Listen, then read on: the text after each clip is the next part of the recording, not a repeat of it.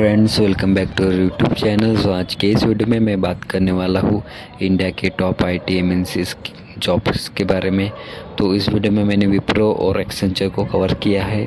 इस वीडियो को लास्ट तक जरूर देखें, ठीक है। तो सबसे पहले बात करने वाला हूँ विप्रो की, जो कि ग्रेजुएट इंजीनियर ट्रेनी रोल के लिए हायरिंग कर रहा है।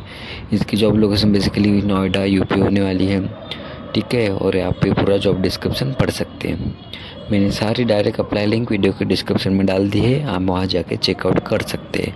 फिर आता हूँ एक्सेंचर की। Accenture basically app automation engineer new associate role के लिए हायरिंग कर रहा है।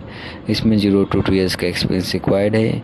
This is the full time opportunity. Job location Bengaluru Karnataka.